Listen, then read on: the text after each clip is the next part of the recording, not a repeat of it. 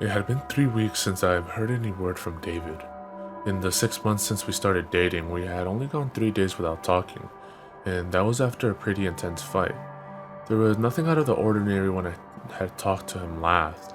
He had just mentioned that he was going to check something out a friend told him about. But then I got a really weird text the night before. It was from David, but it wasn't from his number. It only had 5 words in it. No end. Don't come. David. Something was wrong. After I read that text, I felt nauseous. Like I was seeing something I shouldn't. I decided to get a hold of Peter, but I had talked to this ass before. He was a deadbeat, but at least he might have some information on where David might be.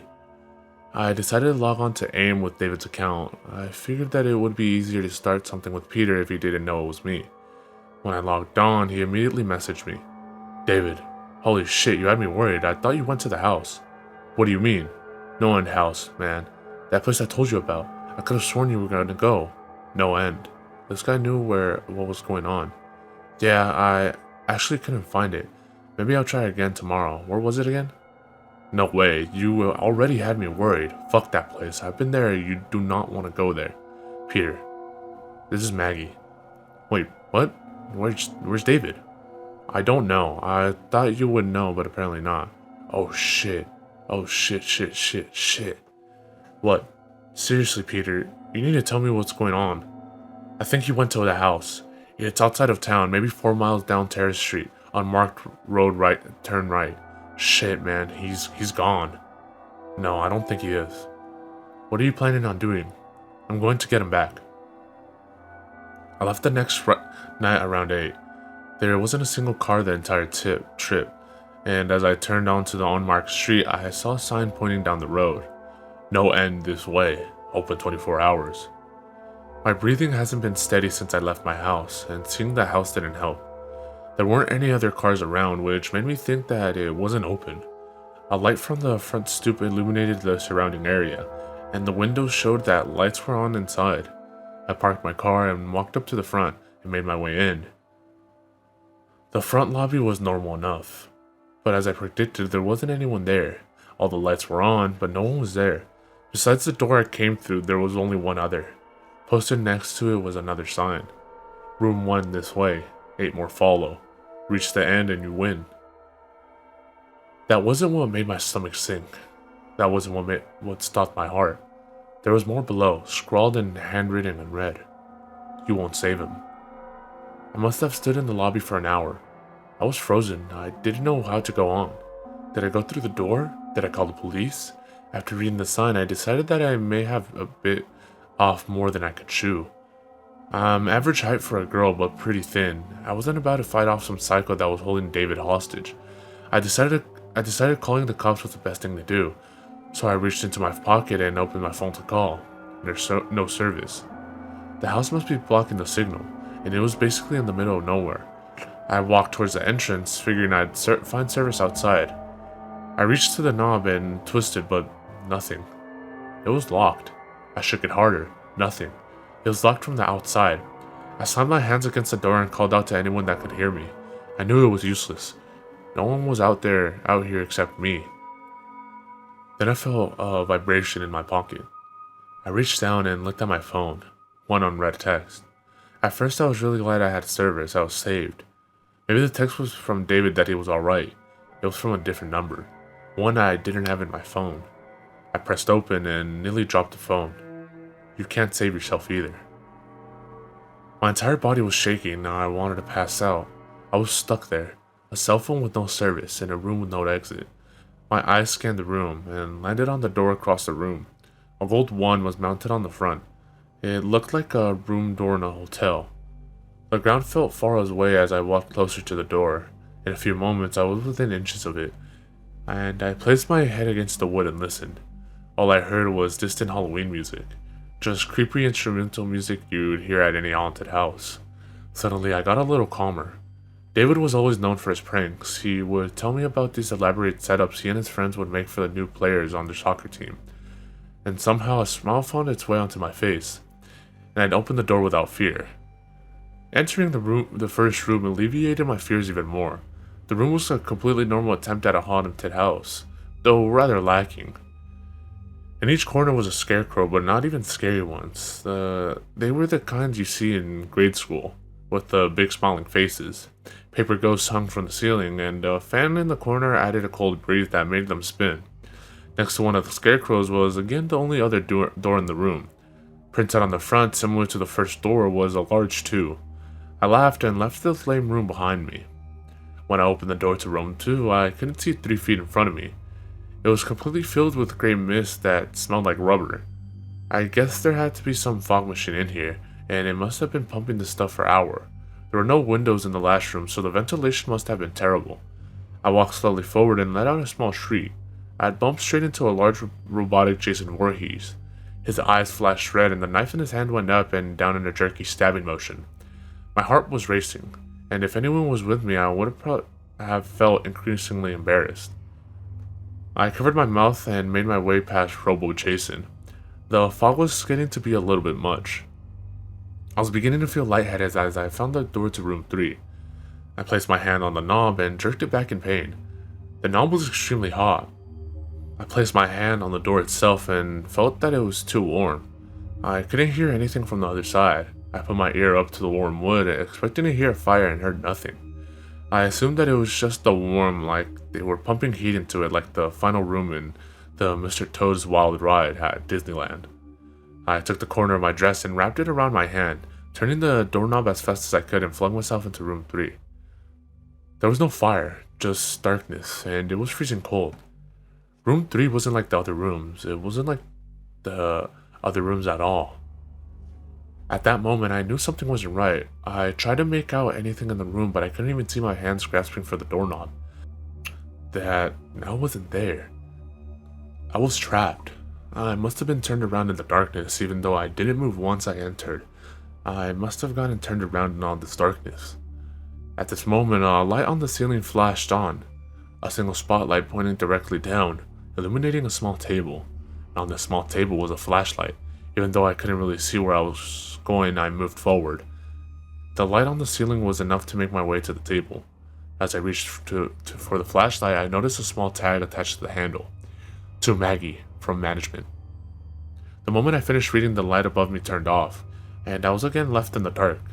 I fumbled with the flashlight for a second before I was able to turn it off. From what seemed like every direction, a low rumbling hum surrounded me. My heart was pounding and I started spinning in place, darting the beam of the flashlight all around me. There was nothing in the room, but after a while I noticed something terrifying. It could have been my imagination, but I could see a figure dart away at the last second wherever the beam of light hit. I began to panic. I started backing away from the small table, unsure which direction I was going. The hum was getting louder, and then I started feeling the presence of whatever it was that was dodging the light. My hands shook wildly as I frantically shined the light in whatever direction I could think of. It was always there, just barely escaping into the darkness every time, but it was getting closer. My eyes started to well up with tears. I thought I was going to drop the flashlight, I was shaking so badly, until I saw it. The light set directly on a spot number 4. It was written on a piece of paper and taped to a wooden door in the corner. I ran as fast as I could with the flashlight pointed directly in front of me. I could feel it behind me. The hum was getting louder and I thought I felt its breath on my neck. I was sprinting at this point, only a few more feet to go. In one motion, I grabbed the handle, twisted and slammed it shut behind me. I was now in the 4th room. I was outside. I wasn't in the house anymore. What awaited me after opening the door to room 4 was what looked like a cave. I looked down to the ground and I noticed something strange and disturbing. The ground wasn't made of grass or rock or dirt, it was wood paneling. It was the same floor as in the previous room. This was room 4. Somehow I was still in that house. There were a few torches mounted to the side of the rock surrounding me, and the cave beyond was pitch black. The torches looked like they could be taken down, so I walked over to the closest one and unsheathed it from its mounting place. My body was covered in sweat, and I slowly made my way into the cave. The hum was gone, hopefully for good. No other noise met me inside the cave, but there was a slight breeze. The cave seemed to go on forever, and I was walking for what felt like hours, until I saw a faint blue light. I walked towards it, cautiously but at a decent pace. The light was an opening, the end of the tunnel. I started walking a little faster. I always hated cramped spaces like caves and tunnels. In a few moments, the exit was within feet, and before I knew it, I was at the end. And that's exactly where I was, the end, at the exit of the cave. The ground dropped off to a cliff, and there was no other way to go. I looked back into the dark cave behind me. I knew there wasn't any turns, it was a straight tunnel. I turned and looked down over the edge. What I saw made my stomach turn even worse than it ever did before. What I saw was an ocean, water all around with nothing else in sight. The drop must have been 100 feet, with a small rock formation at the bottom. After a few seconds of studying the rocks, my stomach turned more than I had thought possible, and my body broke into a fresh sweat. The rocks formed a number. The rocks formed 5. I stood up and backed away from the edge. I hated heights. I was stopped by a wall that shouldn't have been there. I turned around and was met with a terrifying sight. The cave was gone. I was face to face with a solid stone wall, the side of whatever the mountain this was. I had to keep telling myself I was still in the NoEnd House. I didn't leave. Clearly this isn't an actual mountain, but it felt so real. I turned back and looked over the cliff again. There was no way. This house had been pretty messed up before now. I was outside for God's sakes. But what it expected me to do now was just too much. I knew that what those rocks down there meant. That was the entrance to room 5. There was no stairs leading down, no other paths to use. I was trapped, again. The house wanted me to jump. The house wanted me to jump. I sank to the ground and curled into a ball. I couldn't do it. There was no way I could jump off a cliff onto jagged rock formation 100 feet below. My mind was split in two. I knew that I was still inside, but my surroundings screamed in my ear the opposite. I stayed there on the wooden ground for a while. At that point, I had lost all concept of time. After what seemed like weeks, I finally stood up. Slowly, I made my way to the edge of the cliff and looked down. The giant 5 taunted me to jump. It knew I couldn't do it, and it taunted me. And then the hum returned, the low, distant hum. It seemed to come from behind me, resonated within the mountain. And I don't know what came over me, but after hearing that sound, something inside me lit up. I clenched my eyes shut and I jumped. The wind was rushing up as I fell, and a deep fear washed over me. I was going to die. I was going to smash into those rocks and die. They were going to tear me apart and I was going to die. I didn't dare open my eyes, I just fell. Even with the loud wind around me, the hum was now deafening. I just wanted it to be over. I just wanted it to be over. I just wanted to hit the rocks and I wanted it to be over. But then I stopped. I wasn't falling anymore, but I never hit the rocks. I opened my eyes and looked around. I was standing on the familiar wood paneling of the house. The hum was gone and the silence took its place. I had made it. I was in room 5. I don't know how it happened, but I was in room 5. The feeling of dread was gone. I was just incredibly happy to be alive. After a few moments to collect myself, I decided to look around the rest of the room. My happiness left me fast. The room was empty, and the walls matched the floor. And the ceiling matched the walls, and the walls had no doors or windows. I was in a sealed box. Then I realized I didn't make it. I wasn't safe. I had made it out of the 4th room, but only to enter room 5, and there was no leaving it. At that moment, I wondered if David had been in this room. I wondered if he had jumped off that 100-foot cliff and ended up stuck in the room. And if he did, that means he got out. He wasn't here. I was alone.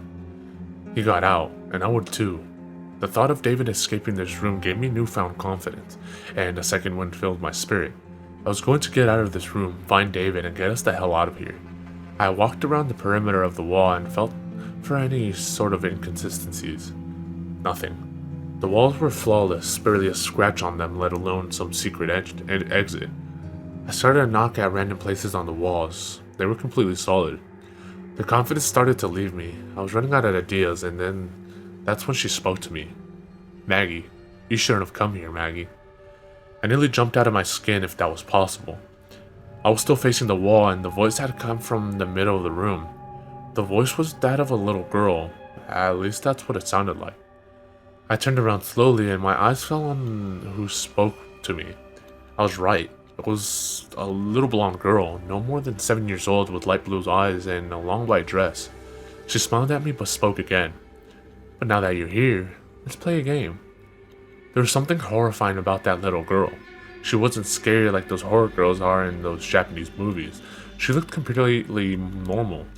If I saw her walking down the street, I would have just walked right on by. But looking into her eyes, I felt complete horror. Jumping off of a cliff was scary, but I wouldn't jump off 20 cliffs twice as high if it meant I could take back 1 minute of looking into her soulless eyes. After a moment of staring, I finally spoke. "What game? Who are you?" I mumbled. "If you lose, you die. If I win, he dies." My heart sank somewhere below my feet. I couldn't believe what I was hearing, but I knew she was telling the truth. "Which will it be?" She smiled. "Neither. I don't know where I found the courage to talk back to this demon child, but I had come too far just to let David die. And if I died, this was all for nothing. No, I chose neither. But then I saw it. The reason the little girl terrified me. She was more than just a small child. Looking at her, I also saw what appeared to be a large man covered in hair with the head of a ram. It was a horrible sight. I couldn't see one without seeing the other. The little girl stood in front of me, but I knew her true form. It was the worst sight I had ever seen. Too bad. And with that, she was gone. I was alone again, in an empty and silent room. Only this time, something was added. A small table where she stood appeared from nowhere, as though it was there the whole time. There was something on it, but I couldn't tell from where I was. I walked up to the table and I looked at a small object. It was a small razor, like one you would find in an X-Acto knife. I reached out to pick it up, and as I did, a scream left my mouth. When my hand came into view, I saw something that was never there before. It looked as though something was branded into my skin. A single number 6. I looked back to the razor and I noticed the tag attached to it. To Maggie, from management. Thought you may need this. After reading the note, I started sobbing uncontrollably. Tears were rushing down my face harder than they ever have in my life. I had never cried like that, and I don't think I ever will again. I fell to the ground and sunk my head into the hardwood floor. I was sobbing for hours, just lying there on the ground. And then the crying stopped and depression set in. I don't even know why I was crying. It wasn't about David. It wasn't even about how I was stuck there. There were still no doors in this room. I was still trapped. But that's not why I was sad.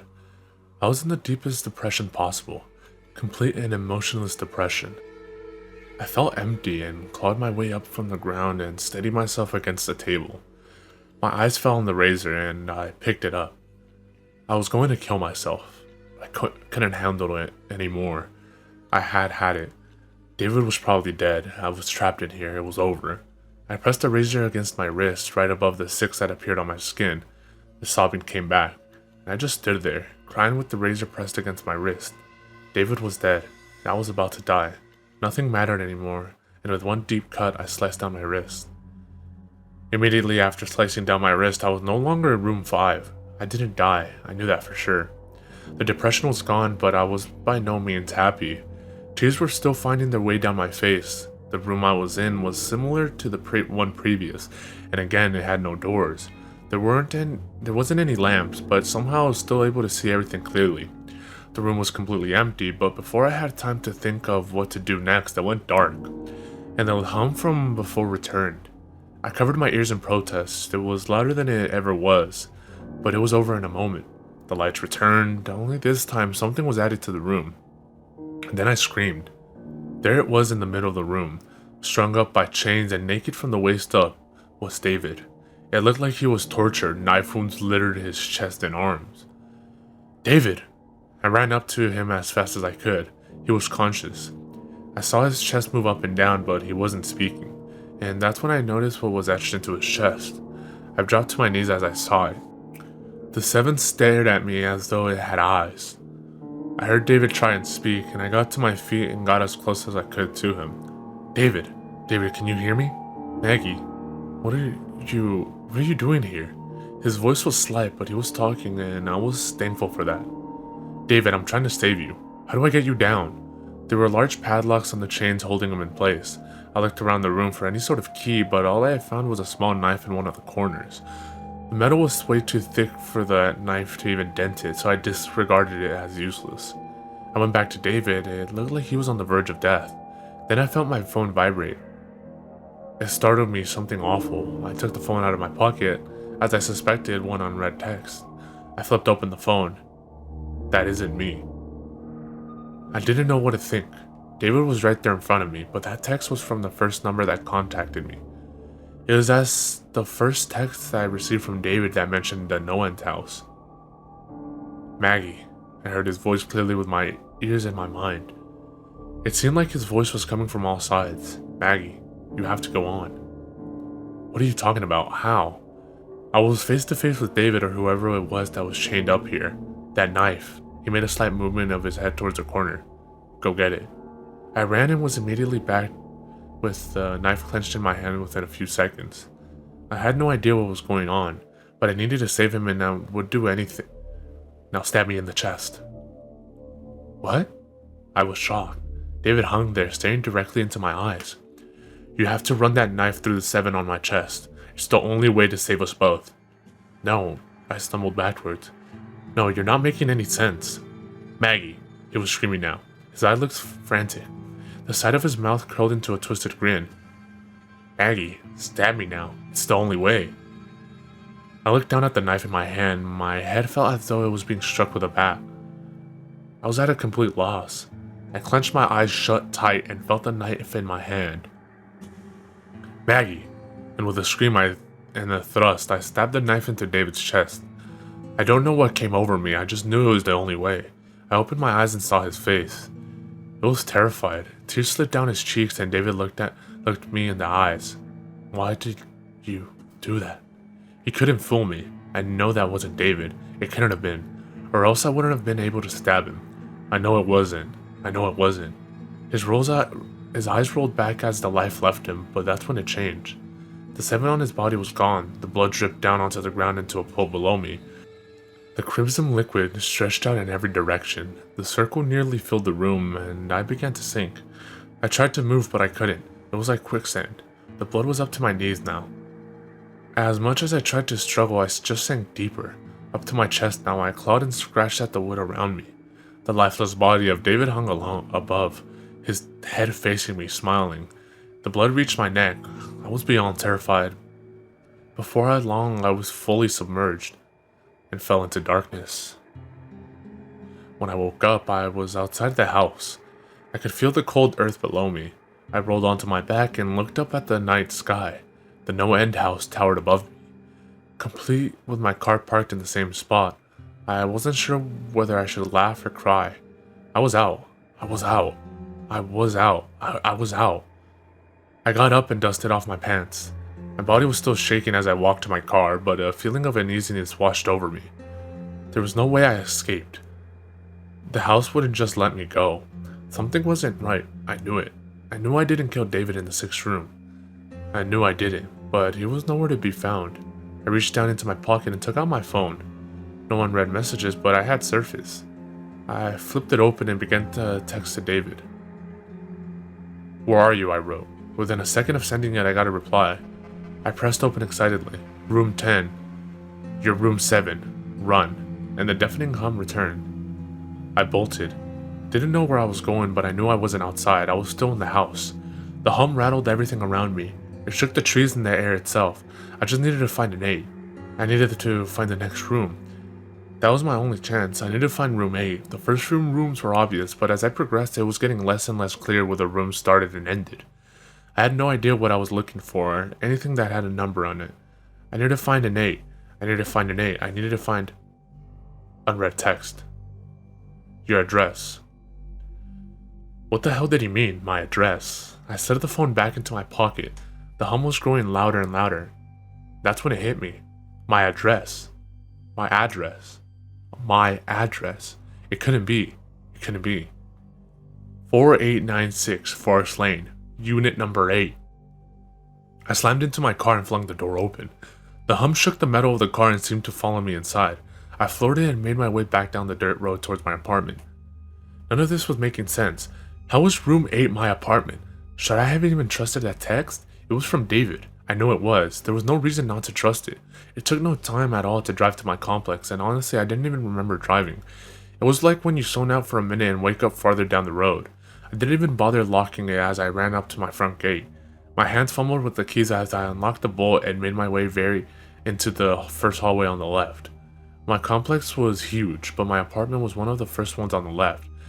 I ran as fast as I could. I passed 4, I passed 5. My head was spinning. This night was weighing down on me like a lead vest. Past 6. The farther I made it down the hallway, the farther away the hum seemed to be. As I passed Unit 7, I could barely hear it anymore. And when I stopped in front of my unit, I was in complete silence. I just stood there, standing in front of my apartment. The small gold 8 was at eye level with me. I reached for the doorknob and slowly slid my key in, twisted, and the door swung open and I was sucked in like a vacuum, the door slamming behind me.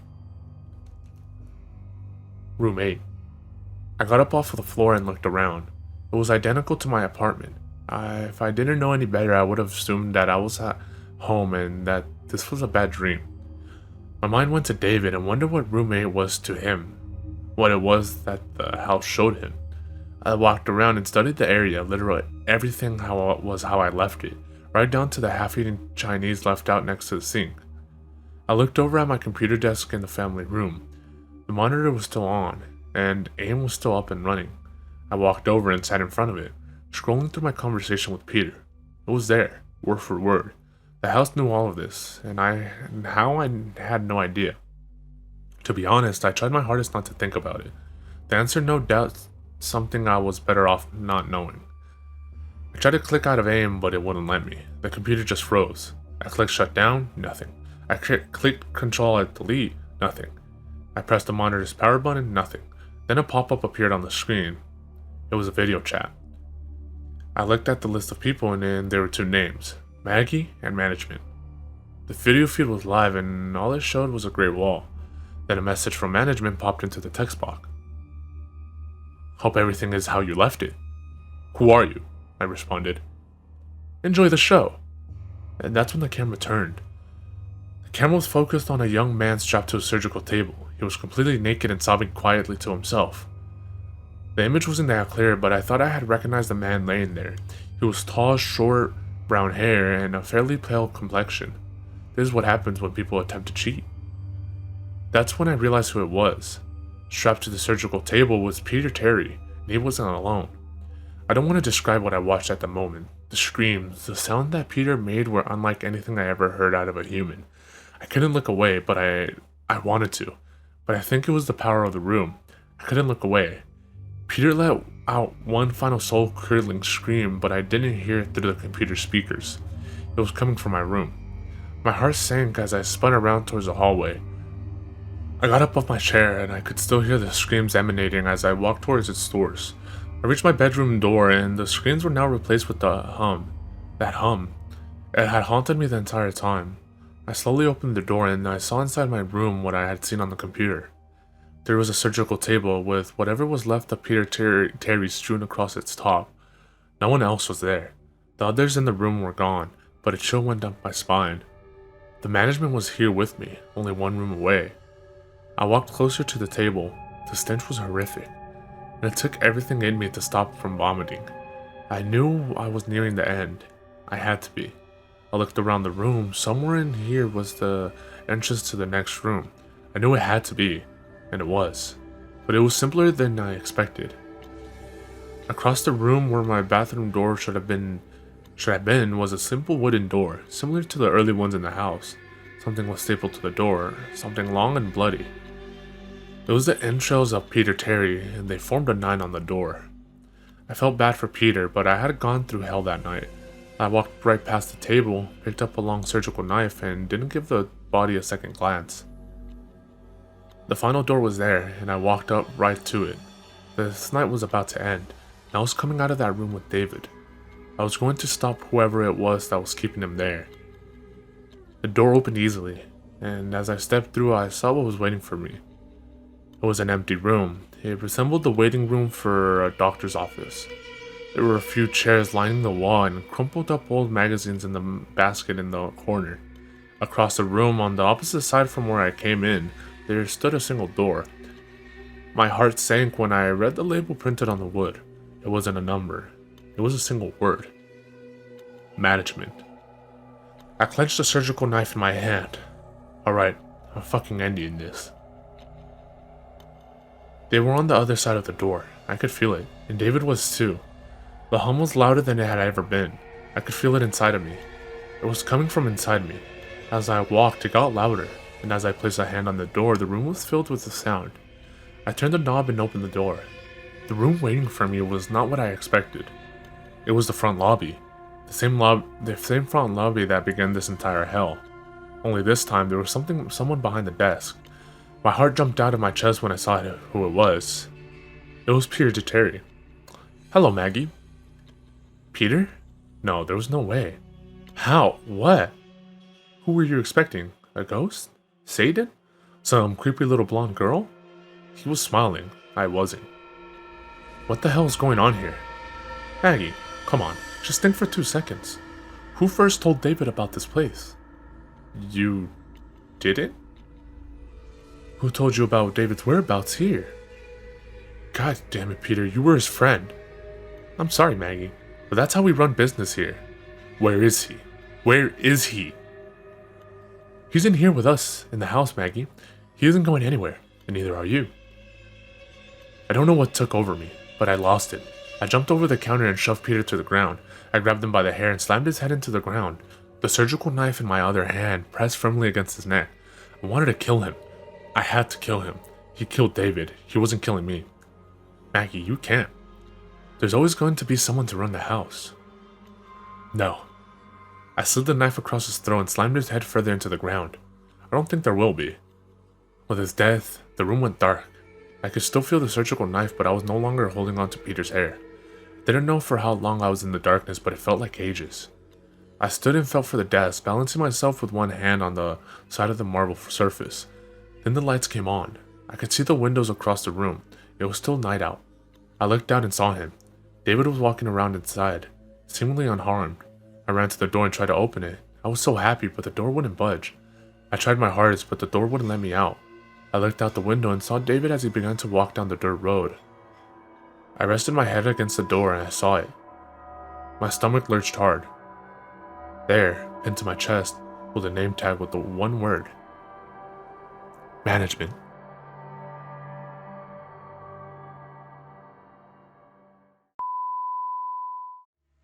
Definitely elevating for the 966. The ill suicidal libel to take titles and make vital signs benign like no cancer. Answer, there's no chance to advance to ya. Kuya got blazed through ya. The great super science applying pressure. I desecrate with double O's and bubble folds while I cut you, bro. I juggle flows that goes ballistic, reminiscent of exquisite cannibalistics and a sadistic doctor. My 6